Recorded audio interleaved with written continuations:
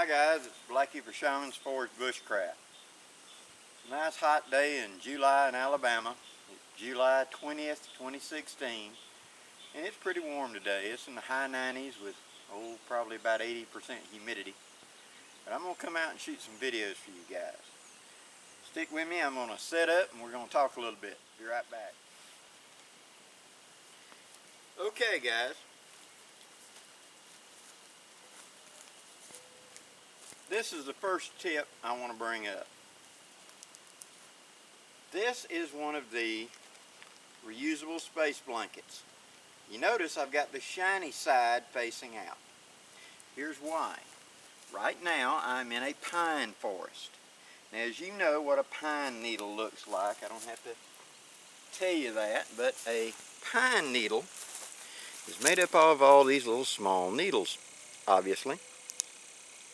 And it makes a shadow, but not a very good shade. What that means is that the sunlight isn't caught much by this. It does create a shadow, but when you're standing in what you think is the shade of a pine tree, you're actually still getting a great deal of heat radiation, thermal radiation from the sun, UV type. This doesn't stop it. A broadleaf like a hickory or something like that does, and you've heard the term cool shade. That was because oak trees, hickory trees, stuff like that, they perspire moisture because they're being heated by the sun. Thus, they form a little microclimate underneath, and therefore their shade is cooler than, say, a pine tree. Well, here where I'm at, next to the lake, I get a lake effect breeze. And I really like that. The disadvantage, and as you can see the pier out here behind me, it's a state forest, and so the primary tree here is pine trees. And it's the longleaf pine, like this. So, to beat the heat, I turn my space blanket backwards and use the reflective side upward. That way I'm blocking the UV radiation coming down when I sling my hammock. Now, where this is primarily so effective is about from 10 o'clock to 3 o'clock. That's when that solar radiation is nearly coming straight down.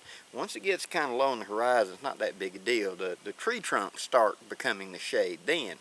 But when it's overhead and all it is these little bitty wispies, you ain't got none. So that's why I do this trick. Now, as you can see, it's just slung up kind of hastily. And by putting the dark side to the bottom, I reflect the heat and make a true shade for me in my hammock. Now, if it was really, really bad, I would put a second tarp above it. Space them out like an inch or two, and that way the heat of the first top absorbing that heat radiation wants to radiate through that material. The second one catches that radiation, and since heat rises, it comes out like a chimney between the two and goes up, thus sucking in cool air. So it acts like even more of a thermal barrier. Now, if I had to be out where it was really spaced out, and I have hardly any shade whatsoever, that's what I'm going to do. I'm going to put two of these blankets one over the other. Or if I've got one of my big tarps like you see me use, I'll put this directly over that big tarp. Like I said, spaced up 4 or 6 inches, 2 inches, something like that, enough that air will flow between them. That makes a cool shade. Hope this helps, guys. I'm Blackie for Shaman's Forge Bushcraft. Wishing you safe journeys. Have a great day, guys.